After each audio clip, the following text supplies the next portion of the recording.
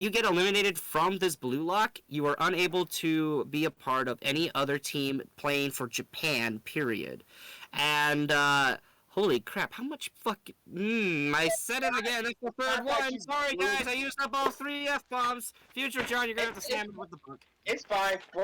It will fine. We'll move into our territory. We'll just keep moving the rating. For fuck's sake, there man. goes PG-13. Sorry, little buddy. Really sorry. Sorry, PG-13. Anyway. Bye. Your time was needed. Bye-bye. I'm getting us on the whiteboard. I'm putting it right over here. here. About it. Yeah, what do you love about it? Is instead of, as someone that loves the sport as much as I do, I can understand whether he's going with these games because he continues it in further episodes. And you can kind of understand, okay, you want to literally Spartan train these kids. Because let's keep that in mind. These are teenagers. Mm-hmm. That's right, yes, yes. Becoming the ultimate striker for Japan. The new legendary soccer player for them. Yep, I remember that. So each one is designed to make you into the ultimate player. Yep. And if you fail, you lose the chance to be a player in in Japan for the national team. Yeah, for the national games. Hang on. Yeah. Drop something here. There we go. Alright, continue. So, I think that's amazing. I think it's dark. Yeah, it's 100% dark because if you look at it, that's really what he's doing. He's Spartan training the kids. Right. However, they do this cleverly, and this is the one thing that most death games kind of like fail into, because this is why I never really got into these like quote-unquote death game plots in anime, because it's like, sheesh, like it brings out the worst in characters when it comes to these death games. Like the main protagonist, for example, here, which is done cleverly here, is that it's dark, but it doesn't bring out the worst of his humanity, it brings out his desperation. Like, this kid has been losing so many times. He wants to actually win. He wants to actually not be a loser anymore, which that can be seen as a positive light, although given with a dark spin. However, shows like Mirai Nikki, which I'm very glad I'm pretty sure we're not going to be talking about for a very long time. No. Unless they make a reboot of Mirai, we're never touching that. That was a 1,000-foot pole. It's like, Mirai Nikki just feels kind of, like, super duper edgy, but to the point where I'm like, hey, what? Like, and then it's like, oh, yeah, all these guys are just monsters. Why would I want to know these characters? Why would I want to be around some of these people that are, like, murderous, or very negative, or flat out, like, creeps? It's like, Blue Lock then comes in, and it's like, these guys are not evil, they're desperate. They want something, that it's very hard to achieve. You want to get to know the characters. Like, if you continue the anime, you want to get to know these characters. Which I think is very clever, which is why I gave Blue Lock a 7 out of 10. It's definitely a survival game, but not really survival game anime, where it's like, yeah. So, I mean, it might actually also be a disadvantage, too, because in those other survival games like Mirai Nikki, you run into, monsters and bastards and, crazy people that you would want to see get, annihilated. As someone who's on episode 8, you still run into those type of people. You 100% still run into that type of people. The heck did the writer, be able to do that? Where did he... I mean, we'll have to continue the anime to... I guess I will. Also, where did my part go? Oh no, where is it? Where did it go? Wow. Now we need to get onto, so that we can get to the OGL, the rating. The overall rating that we have come to agreement on at before the show is 7.5 out of 10 TPKs. That is correct, yes. Where did my... Try to not kill me. So now, we They get die to every time we make a rating. the real world version of a death game. Shall we, John? I don't know why my brain went to Squid Games, but if we really need to move on to the real life death games, where luckily there's no death, besides maybe a few casualties. I mean, the death of a company, 100%. Oh, of course. We're talking about that now. Okay. The OGL Yeah. 1.1 / basically Hasbro and Wizards of the Coast becoming freaking monsters. Yeah. And you know, maybe a little too greedy for their own freaking good. Exactly. That's why I said death game, because they played the game, and they lost. We talk about everything that has come out about it. That is true, and I like. So let's start with the past, shall we? Where all good stories begin. That is true. All right, who wants to tell the story? Before we start, I do agree that, you know, it's death game. They played the game, now they're dying. I think it was more of just a, hey, no one's paying attention to me. I'm just gonna do something drastic and completely take myself out. Well, let's give it this. Before you got really into TP tabletop RPGs, John, what did you associate them with? What was the big name that you associated it with?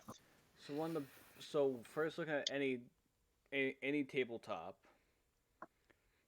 was like big company wise, it was Wizards of the Coast, but that's what I started with. But also some like the big streaming companies, big streams that were coming like Critical Role. I got mine from Yog's Cast. A few others.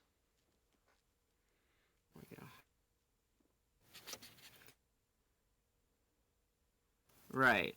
As for me, whenever I think of tabletop RPG, I did think of Dungeons and Dragons. Matter of fact, I kind of thought Dungeons and Dragons was the only like tabletop RPG thing until I ran into Savage Worlds in the beginning, where it's like, okay, this is very different. And then eventually that led to Pathfinder, and then I kind of was like, I kind of want to play Dungeons and Dragons. And then Hasbro decided to poop on that, you know, goodwill and be like, yeah, nah, if you're gonna do this, you're gonna have to pay us a lot more money. Like, and it's like, really, dude? To explain it, because I think you're even a little confused. John, let's explain what the OGL is, aka the Open Game License. Alright, here we go. Before let's go into the past. Before they released this new one, the OGL that they released was pretty much just like, hey, yeah, we have this stuff. Mostly like their books. Like I don't have any 5th edition books, but for example, Critical Role has one. As their entire world, I had the Teldori Reborn book, right? In OGL terms, pretty much, we can buy this book. There's the classes and races and stuff inside there. No problem. It's pretty much like, we don't have to buy the book. I bought it, though, because it was awesome. But pretty much the OGL Open Game License is pretty much just, here's the game. Here's D&D 5e. Here's stuff that I've created. This is stuff I want you to pay for to use. But you can pretty much do whatever you want with it. Which seems pretty open. That's why like a lot of homebrew worlds are created. Matthew Mercer created Teldori and Wildmount and so many other places. His own little world. The problem. Not only that, because of how the OGL was written, a lot of other parties, such as Paizo, Kobold Press, etc., were able to put their properties underneath the OGL. Right. Then comes to January 2023, aka this month. New year, and new beginnings. It gets leaked, right? Yep. That Wizard of the Coast is changing the OGL. At first, we were like, okay, yeah, sure, whatever. Then gets leaked even further and it Oh, boy. basically says that if you make any type of homebrew product, any Yep. type, we have the obligation. It is not yours. It is ours. We can take it like that. We can charge you Yep. however much money we ultimately want, no matter what. Yes, it's more like business savvy than what I'm explaining. Right, But let's right. call it state of state here, and let's be real. That's basically what they were doing. Right, they were stealing, basically. And the tabletop world turned on a dime and was like, "Hey, excuse me, That ain't this is not okay. Yeah. This is not okay. This is thievery. This is thievery. This is plagiarism. This is evil incarnate." Yep. And what Boy, howdy, we no did one was gonna let that slide. was we canceled any our D&D Beyond subscription. The community, just anything that we were getting directly from Wizards of the Coast, we stopped. It was halted on a dime. To the point, right? Choo Choo Dino, John, where it just stopped. We didn't, like, they literally had to, when people were trying to cancel out of their subscriptions and stuff, Yep. they just acted like the site was down. Ooh, that's not a good look. Ooh. Is that what happened on your end, Sunfi? Did that happen to you when you were trying to... I got lucky and I was in the first wave before any of this happened. Shit. Whew. But yeah, like this is gonna screw a lot of people over, and I feel like as someone that's been in this kind of this sea of tabletops are awesome. It's brought me close with friends like you guys. It's also been my childhood, which I now realize I've been playing tabletop games since I was very young. I loved it. This depresses me because one of my first ones was D&D. And D&D... Hey, yeah. That's okay. It's okay, John. You want to know why it's okay? Oh, no. Because there's another company out there, isn't there? Oh, no, we're not getting to there yet. We're not getting to the actual good news. We're getting to the news. Oh, yeah. Well, at least on... Because we can't forget that part. They eventually, they did say, we made a mistake. We're sorry. We're sorry. Okay, yeah, I saw that. And they even had... So hard. We wanted it to get leaked. We wanted you guys to see. We're sorry. We're so sorry. So no. The worst part is when they made the stupid pun of like, on our end we rolled a nat 1, and it's like, what the f, Wizards? Like, really? Why would you joke about something like this? This is not cool in the slightest. No. My favorite part is people will tell you they won and we lost, but no, they didn't fucking win. We all won. No one wins this. But we both won. Okay, you guys want something that makes me laugh so hard? We both win. They win and we win as well. Nah. So, nah. Something that makes me laugh so hard, right, is Wizard of the Coast released this, right? They think, we're gonna slide this through. I read through it a few times just to make sure I understand how it was read. Right. Also, other letters started releasing, such as the Critical Role open letter, which we're gonna get to. To be fair, if you look at it, and I even today sent you a TikTok on this, where it's more of like their hands were tied. They were. Their actual hands were tied because they didn't want to get court cases on their asses.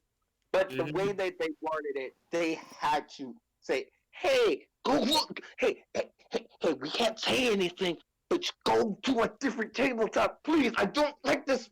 What's going on? But I don't want to get sued. So go." Yeah, like it's all. It's almost like a prisoner is like saying, "Don't be like me. Don't get caught in these chains." Is basically what they're saying, right? Yeah, like I Exactly. feel bad for streams that have put forth D&D, that have like created these amazing worlds. Make contracts with D&D Mhm. because they thought, hey, Wizards of the Coast would not be evil. Right, and then it's like, oh yeah, we forgot they're a freaking corporation. They are not your friend. They need money just as much Right. as you do. With this, hear me out. Now we get to the actual great and Hold on. amazing, Before like the true good news. before we move on to the good news, Like not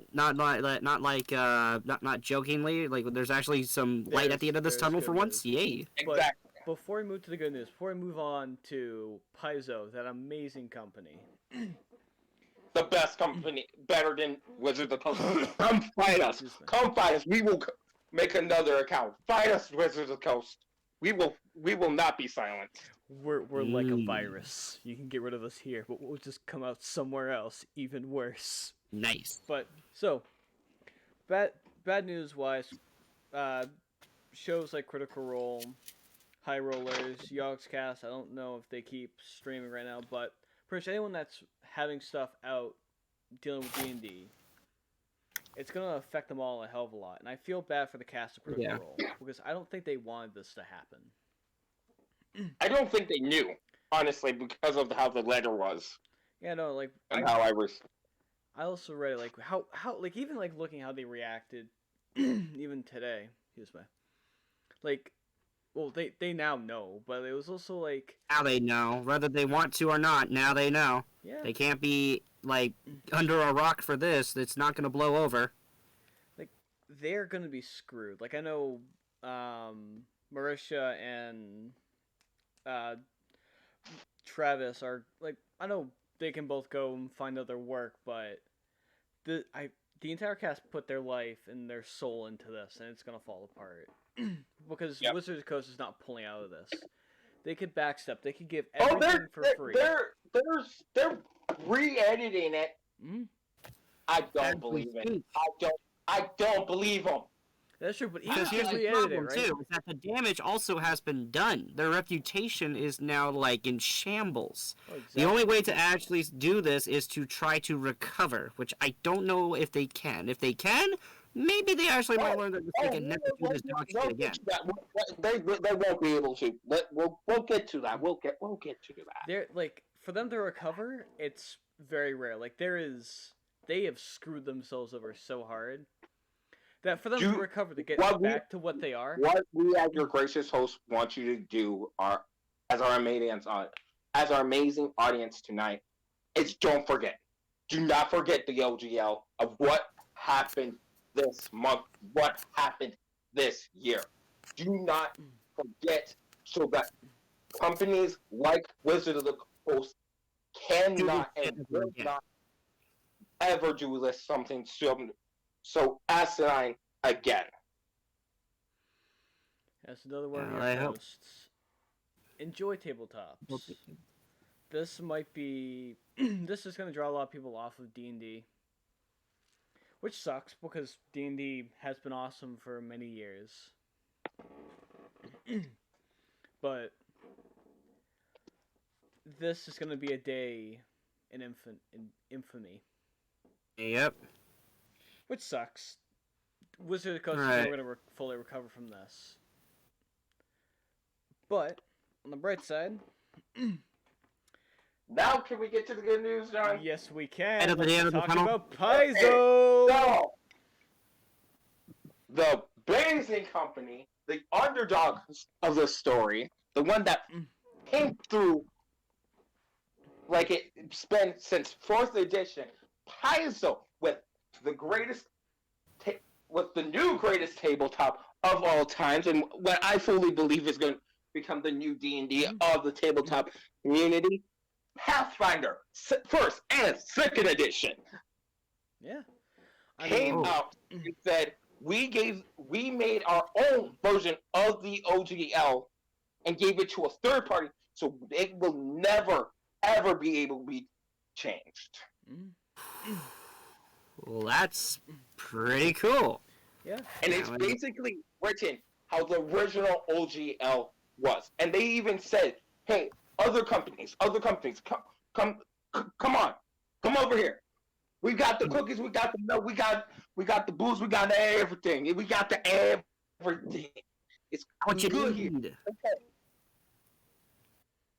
And they got Kobo Press, I believe, as one. Mm-hmm. They got a couple other ones, but that's like the big one that I can remember at the top of my head that are also in support of this new license. I can't remember its name. John, do you remember? The license? Yeah. I can't remember off the top of my head. I can try and have a look, but yeah, I'll have to have a look a little bit later. And it's gonna take some time. There are content creators like our company, and now the side characters, the content creators, like us, TBK Otakus, Offbeat Outlaw, and stuff like that. So us people have decided you can either continue to play and we will support you. Yeah, of course. Please enjoy playing D&D if you want to. But as a company, in full, like, we do not stand with that. We do not stand with what they did. We just don't know. We can't. We have decided not to make any D&D based content going forward. Going forward. And it's depressing was I know me and you, Sunfi, had some, like, we were working on some stuff. We were very excited to kind of, like, put it together. Oh, we 100% were. Oh, yeah. But we're still going to use that shit. That shit ain't going to the fucking trash. We'll just change it a little bit. But once it gets up, you guys can see the stuff on Patreon and stuff, maybe, but you have a Patreon? We're going to make sure that it's everything you can do, you can get it on my personal favorite Reddit, r/on like, basically, we're gonna make sure that this is free, open license, so that if Wizards tries to pull some bullshit like this in the future, we will not get sued, and you can still be able to enjoy our content. Yeah. But that will not be a priority for our channel. Yeah, we're here for you guys. We're here just to enjoy the game and kind of just be happy with what we do. We are, even though we are all on different sides of the alignment chart, Choo Choo Dino is definitely our lawful good boy. John is definitely neutral evil, and I am chaotic good. The actual definition of it. We all can agree that what just happened at Wizards of the Coast and Hasbro was just nah. And we will stand by the side of what is morally right. Mm-hmm. We like. How the hell do I get this thing on here? Let's keep looking this towards the positive before we start going backwards and into the dark hole. So, I think this might be my own theory of what it's small. Kind of what brought the OGL forward. Wizards of the Coast brain. So, for example, let's keep looking for the better, because I know brain. Pathfinder's gonna be probably the new number one. We've all played it and we've all really enjoyed it, and seeing the fact that Critical Role at some point is gonna have to change their stuff. They started with Campaign 1, well, before they even started recording it. They started with Pathfinder. So I got a feeling they might go back there. So, I think they're still under obligation of their contract, but I think as soon as the contract ended, I think they're going to. Well, yeah, as soon as the contract's gone, they're going to go to maybe Paizo. Man, that took freaking forever. Paizo, Wizards of the Coast, right? Something that I find fascinating is Paizo, who literally made this entire world. They have they've released some books. And alright, I'm gonna be on mute, guys. You guys continue this discussion. I'll be right back. Not a problem. Yep. So, what I love about Pathfinder is they've released books, kind of like core rule books, some kind of story stuff. their own kind of world stuff. But you don't have to buy the books to play Pathfinder. You don't have to go to any weird websites to try and find any rules or classes. Something we use when we do play Pathfinder together is we use Wanderer's Guide. Wonder That has Guide. like all the new stuff that is released. I think the only thing that they kind of asked money for was mostly the the core rule books that you don't have to buy, but I thought I would buy them just because I want them and they look cool. And I like books. Like Paizo said, here's our world. Here is entire system. Enjoy it. And you want to know what's funny about this? Mm-hmm. They were the first company to see the writing on the wall with how Wizards was, and when they came to the 4th edition, and said, "Nah, we ain't letting that slide. We're making our own tabletop." Yeah. And also something I think me and you have talked about, Sunfi. Paizo hears the voice of its audience, when Wizards of the Coast 100%. does not. And I've come to the realization, and I don't and I think it's a good thing to look at, right? Mm-hmm. Let's look at how the companies treat their employees, because that's where the magic happens, right? Sure. Not in the cauldron to the side, but yeah.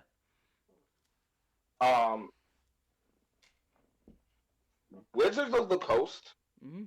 treats people of LGBTQ, different races and that kind of stuff. They have come on with multiple outtakes of them not treating their employees right. Mm-hmm. They don't even have a union. That's the word. There we go. But you want to know who I've not heard a bad thing about at all? In Paizo. fact, who has a union? Who was that? Paizo. Paizo treats their workers like family, and I fucking love it. I do too. And then let's look at how they treat the races. John, is there any way you can share a screen with pictures and that kind of stuff? I think I can. All right, let's look at some other base races. Let's look at some of the stereotypical races, shall we?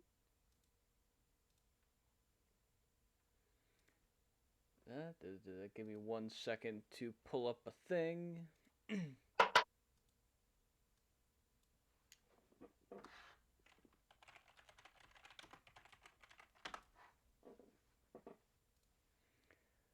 We're gonna use the Google.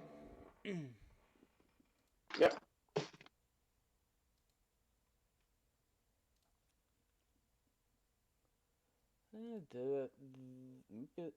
We're gonna use this one. And let's first off look at Orcs and D&D. Pretty easy to look up. Orcs, yeah. I think you're overthinking what I can really do with this, but Hey, that's D&D.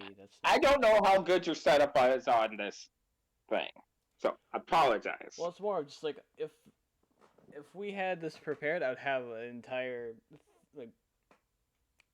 what is the word thing? I'd have photos and stuff put together, but I don't for right now.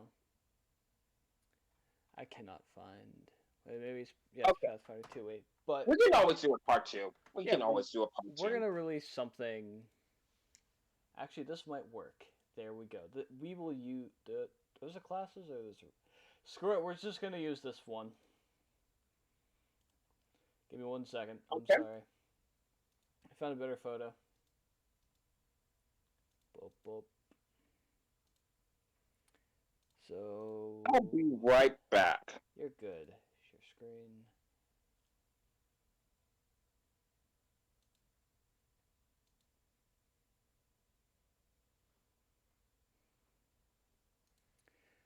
So now if we unlock this and stretchy. Okay. So with the orcs for D&D, you can see they're kind of, to say a word, kind of ugly, kind of stereotypical, if you get what I mean. Mm-hmm. But let's look at orcs in Pathfinder.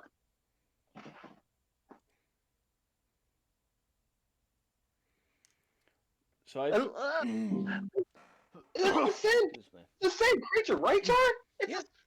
Well, I mean, there's a drastic difference, and this might not have all of the races. This is the only best one I could find off.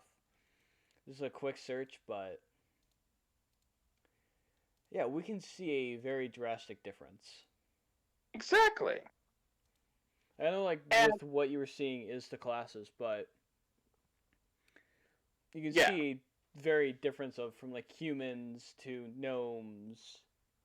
And they look beautiful. Like, each race looks, ironically, as a pansexual, non-binary myself, very attractive, right? Yeah. Like, none look ugly or are portrayed as being ugly. And that's an eldritch being like myself. Perfect sacrifices. No, they look absolutely, like, the artwork looks amazing. Playing a few of these different races, they feel totally different than anything else. And let's be real here, John. Mm-hmm. Let's be real here. Yeah. Pathfinder actually takes from different races across the world. They have kitsunes, they have everything under the sun for different races. You can literally play a porcupine human being. You can, actually. It's fun. Call it Strix. Which it's weird looking, or a creature called a Galoma, which was one of John's first Pathfinder characters. Fun fact. And you can basically play any type of creature. You can play a rat folk. Like an actual rat man. That's what I left the campaign, but that's what our amazing host, John World Hunter, is currently playing. He's playing a summoner rat man. You're thinking No, he's playing an apple. You played a rat folk last campaign. Yes, there we go. My bad. You played a rat folk gunslinger. You were a rat with guns. I was, and that was last. There's also a cat race as well as I think a dog race coming out at some point, but no, I think they already have it. To be fair, oh yeah, they do. But they have a skeleton. You can be a skeleton. What I completely love about Pathfinder 2e, like, just looking at purely the races or what they call the ancestry, they have a bunch of, like, they come up with some random idea, they put something together that really does work and feels different. You could play. Each race feels respectful, not like, oh, hey, we're just gonna insult your whole race's heritage or something. Nah, we have a sexy kitsune, like the stereotypical anime type of kitsune. We have that for both male and female. Yeah. Well, let's take two classes there in both the systems, right? Let's take human, and then let's take elf.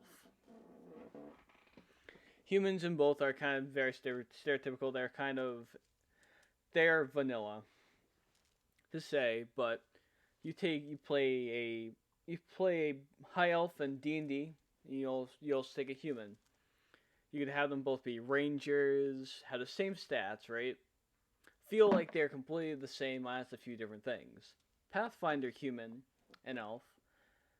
Although some people might not like this, but some races get like a negative to a different stat. Humans, I think, just get one extra kind of stat to go up. I have not played humans in Pathfinder. I love everything else. I have not even touched human.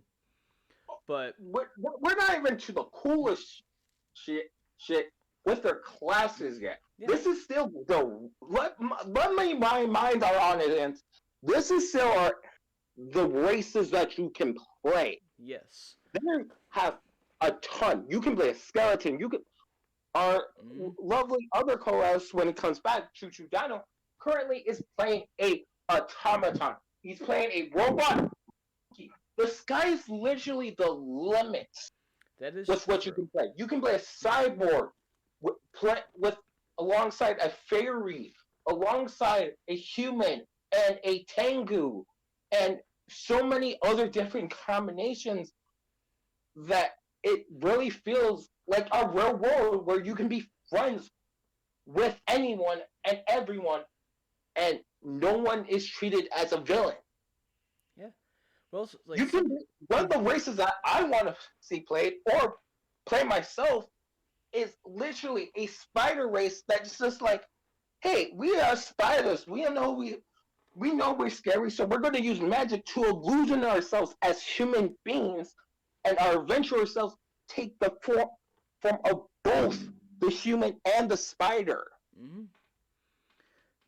Like, there's a lot of races we might make like a separate small video of kind of going over the races and the classes. But if you don't like hearing us, there is another guy that we learned Pathfinder from. I can't remember his name. No nat ones. Yes, he does absolutely amazing. Like if like his video, like a lot of videos he goes in depth with, because Pathfinder building a character. The two things that might drive people off that I actually have no problem with is building a character is not just like, oh yeah, I'll just throw these stats down there and this down there. You take time to build your character in your way, which I love about Pathfinder. That means you Not can only have that, to put a pro on that, where it might sound at first like, oh, I have to build like this cookie character. No, absolutely not. You can play it any way you want. The only negative really is you can't actually have a negative stat. Which, to be fair, I don't see that much as a disadvantage because you're more or less playing kind of with your bigger stats anyways. Yeah, well then also like with Pathfinder, the other thing that some people might not like, which I think came up in 4th edition D&D, was some creatures get a negative to something. Elves get a negative to Constitution, but they get to add an extra thing for stats. Where elves would have like you get 2. Every class gets a 2 kind of thing. You get to bump up. Elves get 2, and the third one is because they get a negative to con. If you don't want the negative to con, you just put con right in there, and everything goes back to normal. But if you want to focus on building a particular kind of character, which Pathfinder, it's literally just you want to create something, the sky's the limit. Because their feat system's absolutely amazing. You want more intelligence? Screw the extra Constitution. Intelligence. Every single race feels entirely different, and I absolutely love it. Let's not only go with the stat, let's go with their classes. I think yes. How they treat their classes is, yes, they have more limited subclasses, but I feel each single class that you can play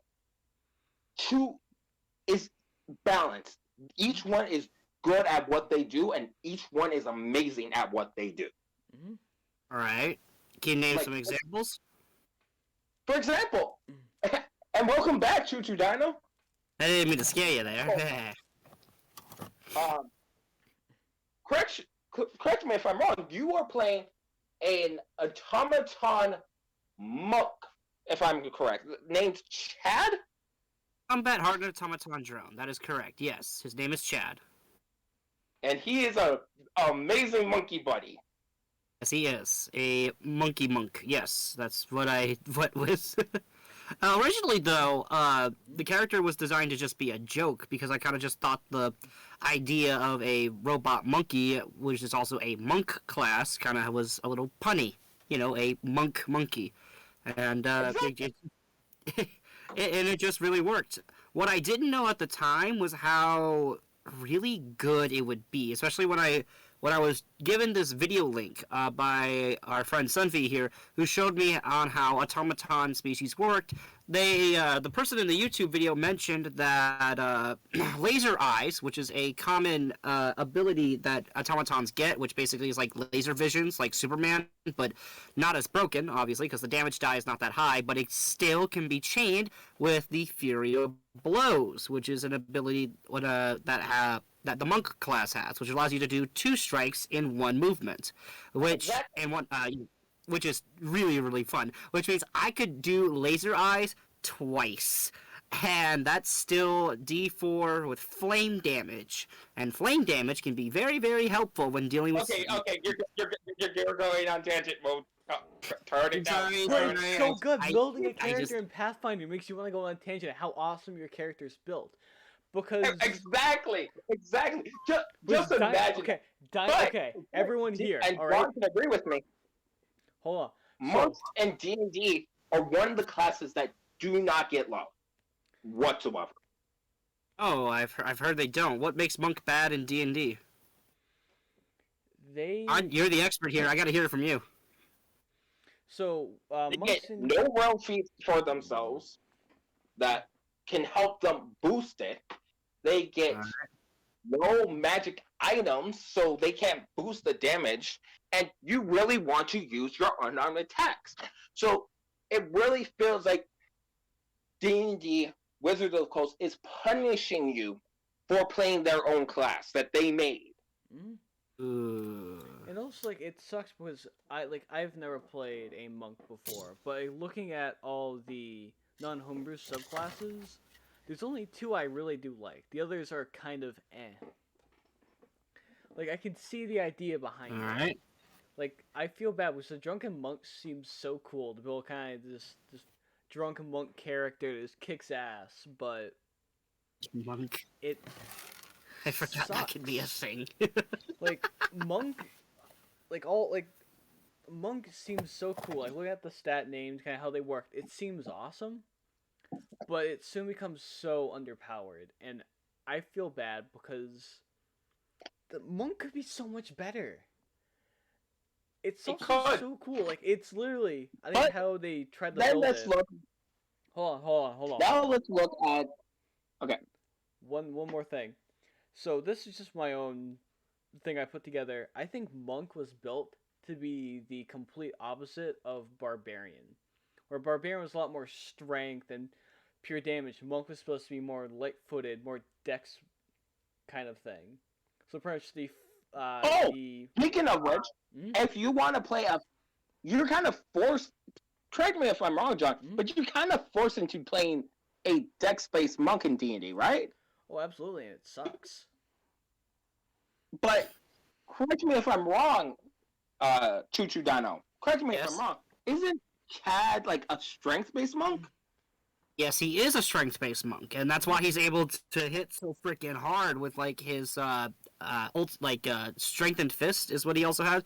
Because I was able to do that with the monk class as well, where basically it gives you, rather than a regular fist attack, it gives you a strengthened fist attack, I believe it was called, which basically greatly damages the attack roll that you get with your unarmed attacks. Which means my Chad right now at level 7 has a plus 16 for his attack roll with his unarmed fist.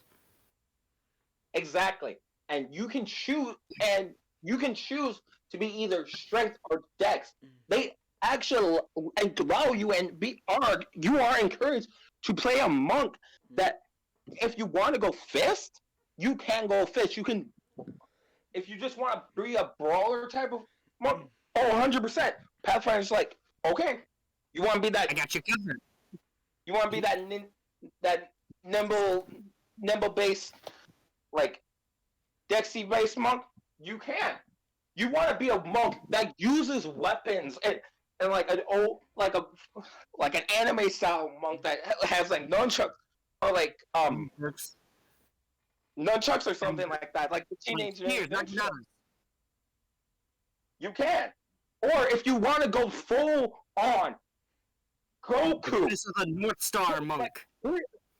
If you want to go anime monk, like Goku, You can. Goku. They have. Yes. They allow with the class. You can go Goku on it. Mm-hmm. I think that's probably the best part about it. There we go. Every class is like that. Even the worst classes, of Pathfinder are still versatile to the point where you can play whatever you want. Hmm. The ones that we would treat in D&D as bad classes, sorcerer, monk, ranger, that kind of stuff, does not exist in Pathfinder. Yeah. Every class, Every class is amazing. Well, all right. How about we compare the worst class of Pathfinder and the worst class of D&D and see if there's, we can actually make a good comparison there, because we can always take the best of, any of the classes from D&D and Pathfinder and still call them crap. But is Pathfinder still better even at their worst? We can actually, ironically, we can do it with both ways. With how diverse the best are, we can still do it. And you can be treated as such. Ironically, as someone that's looked through every class, like I have an extensive knowledge on every class in Pathfinder, which I really should be a testament to that, because I play D&D longer, but I know more about Pathfinder than I do D&D. Because every class is amazing to me. Ah. I firmly blame I blame that in a good way, that Pathfinder's classes have their own lore that is fascinating. How it all works is entertaining.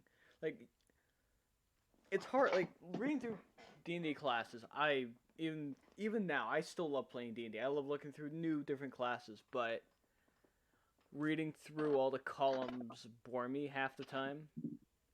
But it's just like, oh yes, that's that. But Pathfinder has, I don't know how the hell they did it. Maybe it might just be the game itself. But I have listened and I've read through Pathfinder classes like it's just some book. And I absolutely love it. Exactly. Now let's get to the balance, because that's what Choo Choo wants to do. I believe the worst for Pathfinder is the Paladin. The Paladin for Pathfinder. Don't you mean the champion? The champion. Yes, my bad. The champion. And that is only because it's alignment based. The subclasses it has are alignment based. Mm-hmm. And for a good majority of DMs, you're going to be forced into playing with one of the alignments. But, and there's the but, when you look, the good ones, like the good alignments, lawful good, chaotic good, neutral good, are all treated respectively. But there is no neutral alignment champions, which I believe just sucks. I feel it's a missed opportunity. Absolutely. I mean, the evil ones are really bad. Like, they're horrible to play with. And it's probably because they wanted to discourage you from actually being evil, because in Pathfinder, it's a team-based game most of the time, because you have you and your party. If you played an evil alignment character, that means you gotta do evil stuff even to your party members, unless your party members are already evil along with you, which that makes it a little more tricky, which is probably why they make, the evil alignment, gods, champions, in that sense, bad, is because they want to discourage you from playing in that style. And that's probably the only logical answer I can think of than that, other than maybe they couldn't think of any way to do it without... Yeah. Exactly. That is the reason. I'm going to defend Champion, by the way. Okay. I'm going to defend Champion and say that it actually still is good, because recently I've been doing another campaign that's outside of all these other ones, like with a good friend of mine. I decided to go with a goblin. Sorry, I decided to go with a goblin champion, and I named him Goliath Gamora. And when I was first making him, I didn't realize that goblins as a race in Pathfinder were so terrifying. Even though they have a very short lifespan in lore, there's like so much versatility to them. They have bouncy and spongy, and I decided like, okay, let's make him a champion, because champion can be bulky from what I've seen, because like even though their spells are not going to be as good, like the whole objective is basically to build that beef on him. And after doing so, he's currently level 1, and his AC is 18, 1-8 right now. Holy shit! I mean, Yeah, what? shit. But that's a testament. That's just a testament how balanced the classes for Pathfinder are. That even the worst one, which everyone has a worse one, and once you guys learn more about it, you'll eventually have your own worst ones. Yeah. But as the only one that, because I'm a forever DM, whatever. No, I can fix that. Don't worry. I'll make you a player one of these days. Don't you worry. I got plans. I mean, I also have shit plans, so I do need players. So you can't say no. You're getting in the van. But getting back to it. Yes. Worst one for is Monk. For D&D, it's Monk. But even Sorcerer, it's the spellcaster variant of that, of their worst class, gets more love now than Monk does. That's a testament to how bad they disrespect Monk. There's no really customization. There's no feats or anything to make your Monk feel better, more good, and you're just stuck like that. Yeah, I can definitely see the frustration in that. Oddly enough, though, the third party that basically kind of does Monk actually pretty okay then would have to be Savage Worlds. When I played it, and I know we're comparing like D&D to Pathfinder, but like there's always is that third option with Savage Worlds. In Savage Worlds, everybody basically kind of feels a little, what's the word here? Like, there's a lot of freedom to it, but if you want to do certain things, you have to get certain upgrades. So it's kind of like, do you want to be versatile, or do you want to stick to this path in order to get this really, really cool thing? Like knights, for example. You can't even be a freaking knight unless you actually get like a background with a horse by your side, and then it's like just it's horseback in Savage Worlds, which is, you know, very historically accurate, by the way. You're going on a tangent, buddy. You're going on a tangent. Sorry. You're good. No. Overall, even it's wrong in part of it. Monk in Salvage World is another good one. Yeah. It's another good one. But now let's get to the good classes. Let's look at what the good about classes. Me? The Do I best not one exist to you, for Sophie? both. What about me saying my worst? I feel hurt. It's Fighter. And you want to know something, you guys? Fighter and Pathfinder is just definitively core. It's just definitively. Because, and D&D, you get subclasses. And Pathfinder, Fighter, you really don't get any subclasses. You want to know why? Why? You guys want to know why? Why? Because the way you choose to fight with your character, if you want to go with the sword and shield, the two swords, the single sword, the big sword, however you want to choose your fighter, you can.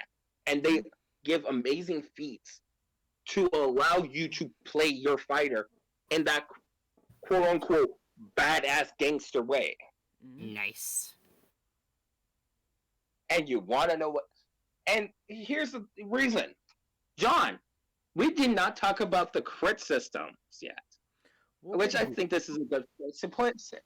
Let's do it. I want to hear crit. Crit systems from D&D to Pathfinder? Yeah. For the crits... We will go into explain why the Pathfinder fighter is so strong. Can I? And it has its own con too, which we'll get to. We'll get to that in all in due time. It's the crit system for D&D is the obvious one. You roll a natural 20. For Pathfinder, you have two choices. You can get 10 above a creature's AC, which counts as an automatic crit, Ooh. or you get a nat 20. You have two different ways to get a nat 20. You forgot about the third And one. there's a third one? So, something I really do love about Pathfinder is when mostly with spells, for example, there is perhaps like super failure, failure, then pass, and super pass kind of thing, Yeah. which deals with the crit system. Which Succeed means, in a critical success. yeah, which, you know what, for Pathfinder, you could get a nat 20 or get 10 above the DC or AC. But also, if you get a nat 20, and which also brings you 10 above whatever you're trying to hit, you get even more bullshit out of it. You really do. You really do, and it's absolutely amazing. And that's just for the spellcasters. Like, they balanced it out so that the crits hit harder for a fighter, but if it's a spellcaster, they just feel better. Mm-hmm. The only negative, and it ironically, and I feel like they're going to fix this eventually. I believe in Paizo. After what has happened with the they have my 100% faith and trust in them. Of course, dude. Paizo listens to all of us. They are amazing.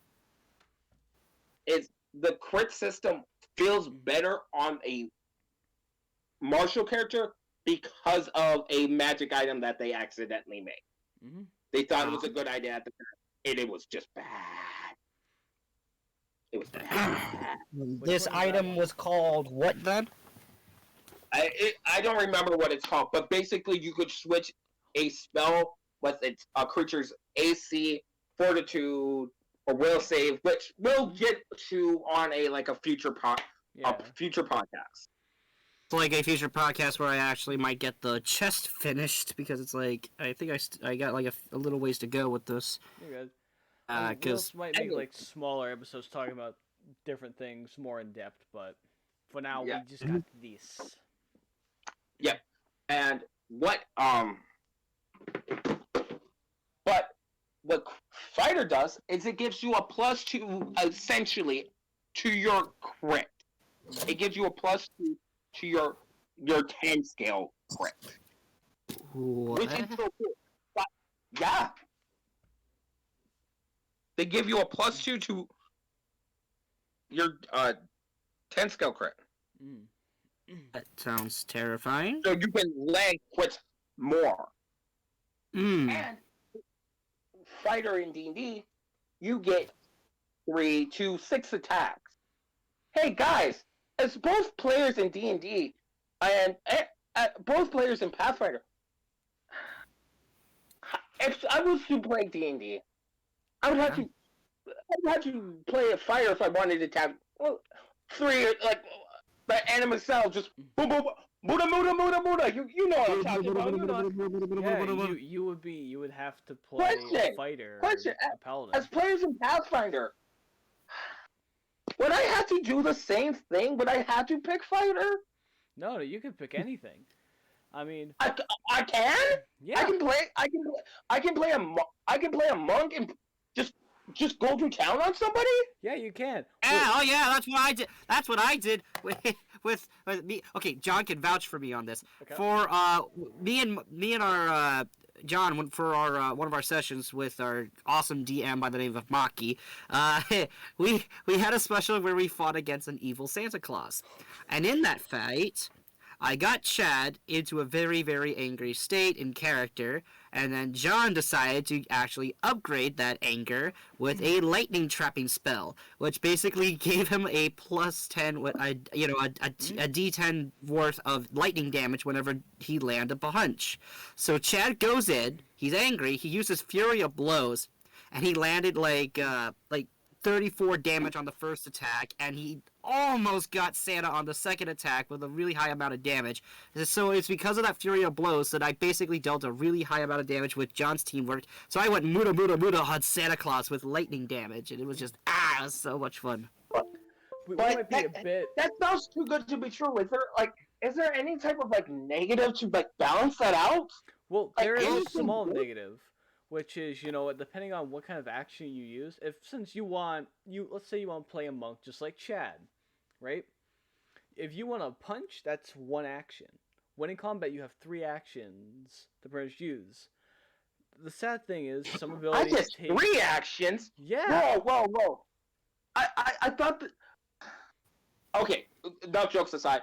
There's actually another negative to this, which if you use all 3 actions to attack, there's an attack penalty I was for going it. to get to And that. it gets But incrementally bigger, but not to the point where if you landed crits on the like the 3rd one or something like that, where it wouldn't hit. Like it's tiny.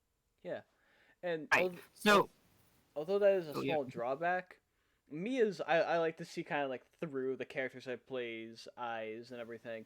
It makes sense of why like you get kind of something negative the more times you hit in one round. But it's like kind of like in universe story wise, it's the first attack you get like no negatives or anything. You hit, but like every attack after that, your enemy almost sees what you're trying to do.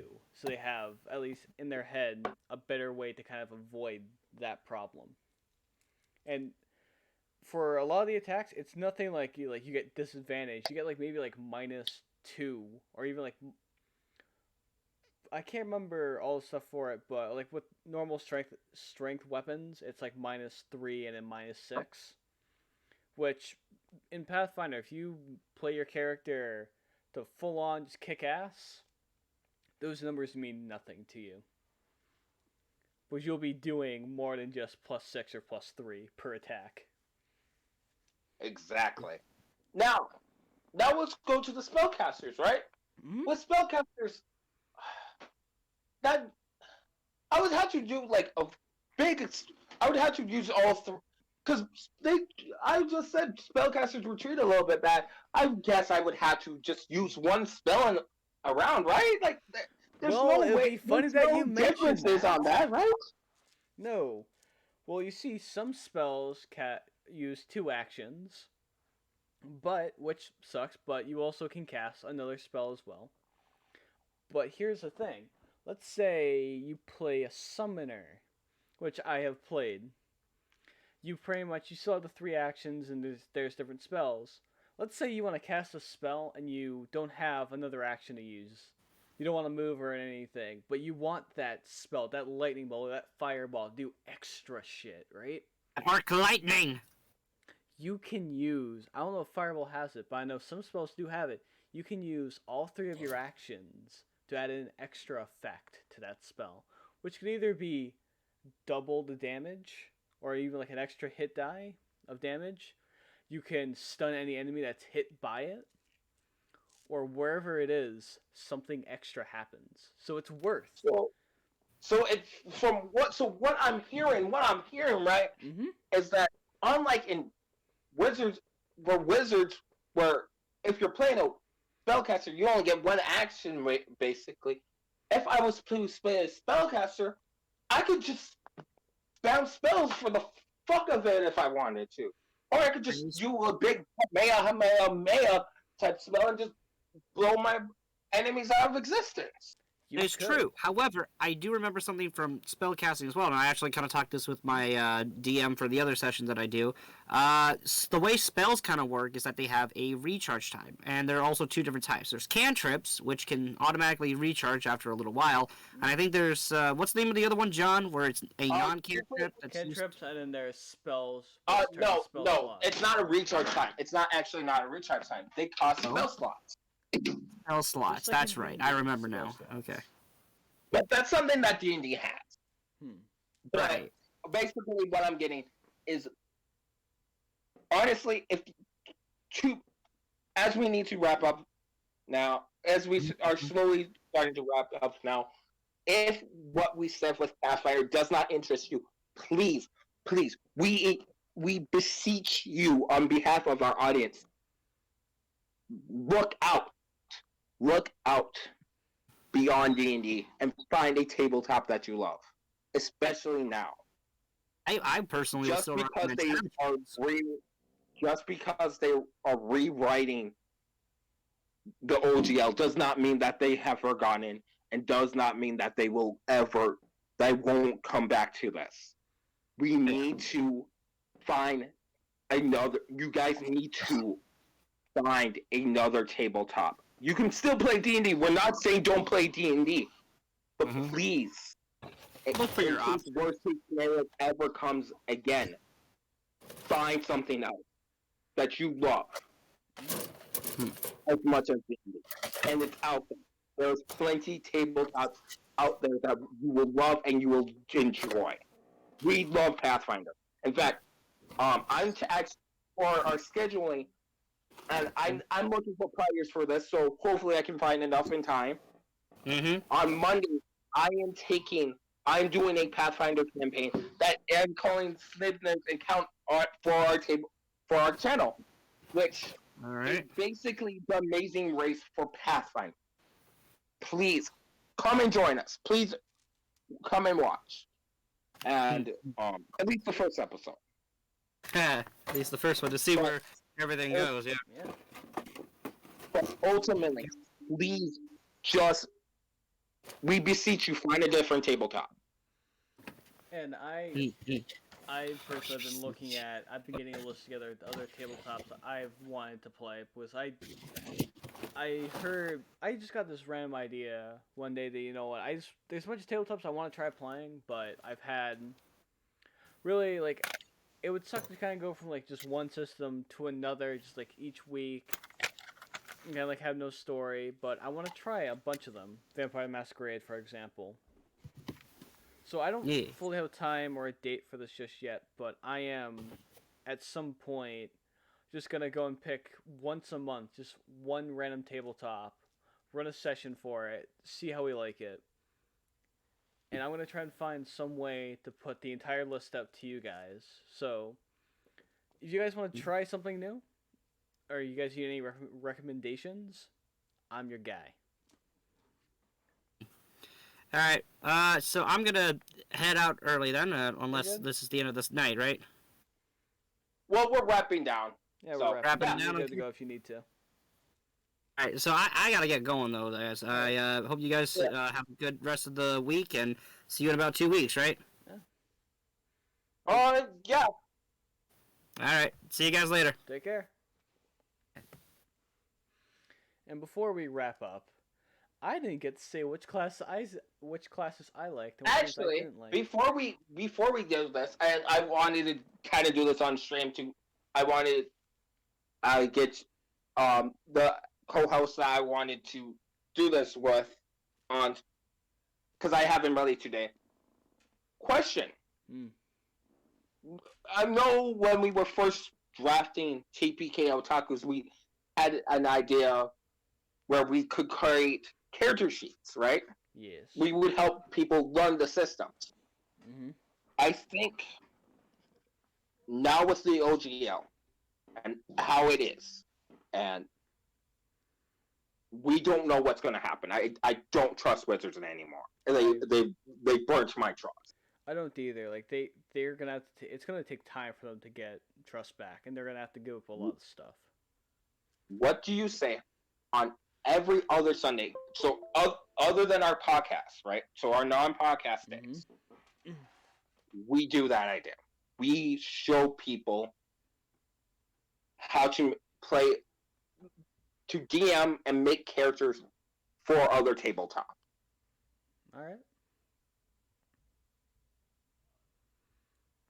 I'd be down for that. I think that'd be kind of fun. All right, you heard it here first, guys. And now let's start closing the stream. Yeah. I hope you guys had a lot of fun. All right, you guys take care. It's been a joy to have you this week.